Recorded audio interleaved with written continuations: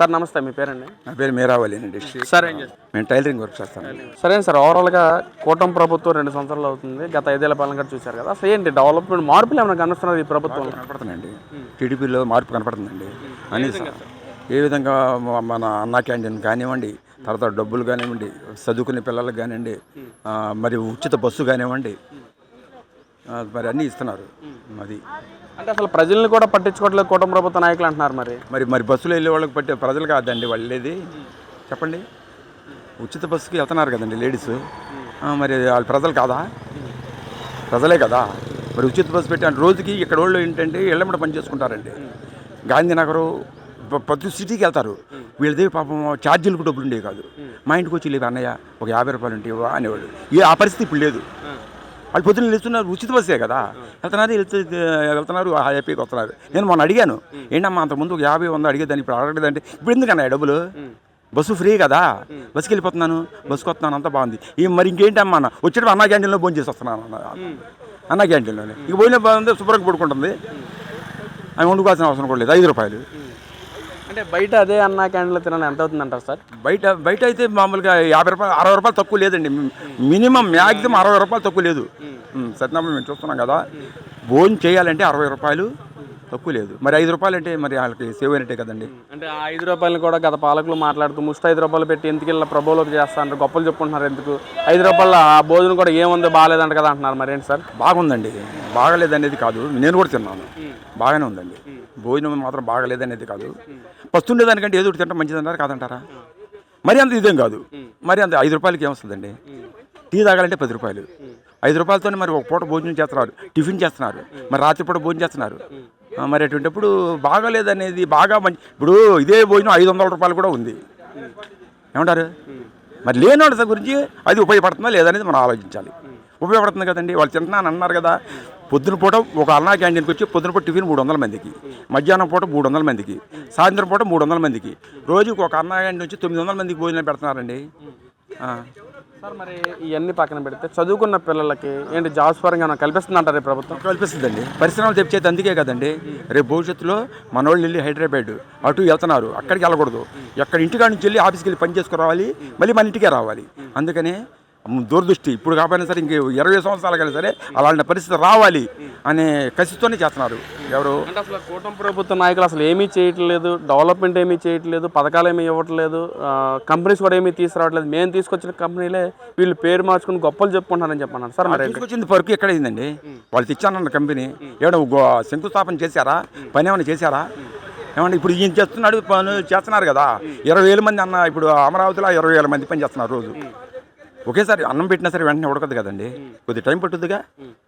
అట్లాగే అన్నీ చేస్తున్నారు బాగానే ఉంది, హ్యాపీగా. అది అంటే నిన్న గూగుల్ కంపెనీ శంకుస్థాపన చేస్తే చంద్రబాబు లోకేష్ దాన్ని కూడా వ్యంగ్యకరిస్తూ అసలు ఏం తీసుకొచ్చారు తండ్రి కొడుకులు ఇద్దరు, నేను తీసుకొచ్చినట్టు గొప్పలు చెప్పుకుంటున్నారని చెప్పి మాట్లాడతాం. ఏంటి గతంలో అదే గూగుల్ కంపెనీ ఎంపీ గారితో కేసు వేయించారు, ఏంటి ఎంతవరకు కరెక్ట్ అంటారు? అసలు అది కరెక్ట్ కాదండి. చేసేవాళ్ళు చేసుకుంటూ వెళ్తారు, గిట్టని వాళ్ళు ఏదో చెప్పుకుంటానండి. అది వాళ్ళు గిట్టలేక చూడమండి. ఇప్పుడు చేస్తారా చేయడం అంటే మనం చూపించలేము కదండి. ఇప్పుడు నేను మా ఇల్లు కడతాను అంటాను, రేపు పొద్దునే చూపించగలనా? ఒక 6 నెలలు 7 నెలలు పడుతుంది. ఆ పట్టిన ఇల్లు చూపిస్తా. నువ్వు ఇల్లు కడతాను పొద్దునే చూపించమంటే ఫోటోలు కాదు కదా చూపించడానికి. అట్లాగే ఆయన ఆలోచనతో ఉన్నాడు, అదో చేస్తున్నారు చంద్రబాబు నాయుడు గారు. మరి అవుతుంది నిదానం ఒకటి చేసుకుంటూ వెళ్తున్నారు. మరి డబ్బు తెస్తున్నారు, ఎన్నో ఇబ్బందులు పడుతున్నారు. మరి పెన్షన్లు ఇస్తున్నారు. పెన్షన్లు మొత్తం 4,000 చేశారు, 6,000 చేశారు. వికలాంగులకు 6,000, మామూలుకి అయితే 3,000 ఇవ్వడానికి చాలా ఇబ్బంది పడ్డారు. అది ఎక్కువ టైంలో 500 పెంచడానికి చాలా ఇబ్బంది పడ్డారు. ఈయన ఒకేసారి 1,000 రూపాయలు పెంచాడు. ఇదంతా వాసం కాదంటారా? దీని కూడా ఏమైనా ఉందా ఇబ్బంది? చెప్పండి. ఇస్తున్నారు కదా అలాగే. సార్ మరి గతంలో ఎలా ఉంది సార్ పెన్షన్ సిస్టమ్? గతంలో 3,000 కదండి, ఇప్పుడు 4,000 6,000. వికలాంగులకి 6,000, మామూలు 3,000. ఫస్ట్ తారీఖు రావడం వాసి వీళ్ళే మన పెన్షన్ ఇచ్చే వాళ్ళు వెళ్ళి లేపిస్తున్నారు ఉదయాన్నే, మేము చూస్తున్నాం. అది గతంలో లేదంటారా? అలాగే గతంలో కూడా ఉంది, ఇల్లు అలాగే చేస్తున్నారు. కాదు రేపు పెరిగింది పెన్షన్. అది సార్ మరి ప్రజలకు మంచి చేసిన ప్రభుత్వం ఏదంటే మీరేం చెప్తారు సార్? ఇదేమనుకుంటున్నా అండి, టీడీపీ కూటమి ప్రభుత్వం చేస్తుందండి. మనం పథకాలు కానీ లేదా రోడ్లు కానీ ఎలా ఉన్నాయంటారు? రోడ్లు మాత్రం సూపర్గా ఉన్నాయండి. ఈ రోడ్లు అంతకుముందు నడిచడానికి కూడా ఇబ్బంది పడి ఎక్కడి దాకా రాత్రిపూట నడవాలంటే పడిపోయేవాళ్ళం. ఇప్పుడు మీరు చూడండి ఈ రోడ్డు ఎలా ఉందో, కళ్ళు మూసుకోవడం నడవచ్చు. ఈ రోడ్డు మొన్న వేశారు, ఒక 6 నెలలు అయింది.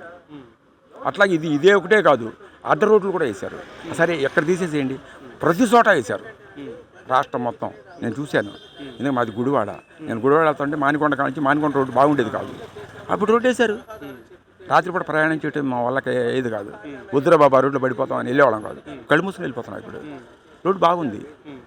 అది సార్ ఇవన్నీ పక్కన పెడితే అప్పుల పాలు అయిపోయింది రాష్ట్రం మొత్తం కూడా అని చెప్పి అంటున్నారు కదా, అసలు దాని మీద మీ అభిప్రాయం ఏంటి? అసలు అప్పులంటే అవుతామండి. అప్పు చెప్పేది ఇప్పుడు నేను ఇల్లు కట్టుకోవాలని చెప్పి 10 లక్షలు పెట్టుకుంటానండి, 15 లక్షలు అప్పు తెచ్చుకోవాలి. ఇల్లు కావాలి అంటే మరి తెచ్చుకోవాలి. అట్లాగే అనుకున్న దానికి ఎక్కువ అవుతుంది. ఇవన్నీ అండి గిట్టని మాటలండి. చేసుకునేవాళ్ళు చేసుకుంటానే వెళ్తారు. అభివృద్ధి బాగానే ఉంది, అన్నీ బాగానే ఉన్నాయి. అది కానీ కొన్ని లోపాలు ఉంటాయి. ఆ లోపాలను చూపించుకుంటే అవన్నీ కలిసిపోతూ ఉంటాయి. ఏమంటారు, వీళ్ళు మాత్రం చేస్తారని మాకు నమ్మకం ఉంది. సార్ మరి ఆయిల్ గురించి మీ అభిప్రాయం ఏంటంటే, గత పాలకులేమో కావాలని కూటమి ప్రభుత్వ నాయకులు బ్లాక్లో పెట్టేసి బ్లాక్ మార్కెట్ ద్వారా అమ్మటానికే ఇంధనం టైట్ చేశారని చెప్పి అంటున్నారు. సార్ మరి ఏంటి? అది ఉంటుందండి. ఆ ఇంధనం కూడా ఇప్పుడు టైట్ లేదు. అంటే కొన్ని చోట్ల ఉంది, బాగా మొత్తం మీద కవర్ అయిపోయింది. బొంకులు టైట్ అనేది అది రావడం, పైనుంచి రావడం అయితే టైట్ అవుద్ది. ఈవేళ మాకు బొంకులు ఫ్రీగానే ఉంది. సింగనగర్లో కూడా నేను ఆపారు, ఈవేళ పోస్తున్నారు. ఫ్రీగానే ఉంది. ఇంకా రేపటి వరకు ఇంకా కొన్ని చోట్ల ఇబ్బందిగా ఉంది, అది కూడా క్లియర్ అయిపోతుంది. పాలకులు ఏమంటారంటే ఇంధనం కాడ ఇవ్వాలని చంద్రబాబు రాష్ట్రానికి కంపెనీస్ ఎలా తీసుకొస్తారు, ప్రజలు ఎలా నమ్ముతారంటే చెప్పి అంటున్నారు. అవన్నీ లేదు, సెంట్రల్ నుంచే కదండి ఇంధనం వచ్చేది. అయినప్పుడు కూడా ఈయన అంటున్నారు హిందీ బాధ్యతే, దాని గురించి మాట్లాడుతున్నారు ఎప్పటికప్పుడు కలెక్టర్ గారితో. ఏ ఇబ్బంది వచ్చినా ఇలాగే చెప్తుంటే ఆయన కలెక్టర్ గారితో మాట్లాడుతున్నారు, రాకుండా చూడండి, అదే పని మీద ఉండండి, వార్నింగ్ ఇస్తున్నాడు ఆయన. ఇబ్బంది లేకుండా చూడండి, ఇబ్బంది వస్తే ఊరుకోండి నేను అని చెప్తున్నాడు. వాళ్ళు చేస్తున్నారు అలాగే. కలెక్టర్ గారు కూడా చెప్తున్నారు, పొద్దున వార్తలో చెప్పాడు, మాకు ఇబ్బంది ఏమి లేదు ఇంధనంది అని చెప్తున్నారు. మరి ఇంక ఇబ్బంది అంటే మనం ఏం చెప్తాం? ఇంకా సార్ మళ్ళీ ఇదే ప్రభుత్వాన్ని కోరుకుంటున్నారు, వేరే ప్రభుత్వానికి అనుకుంటున్నారండి, అనుకుంటున్నారు.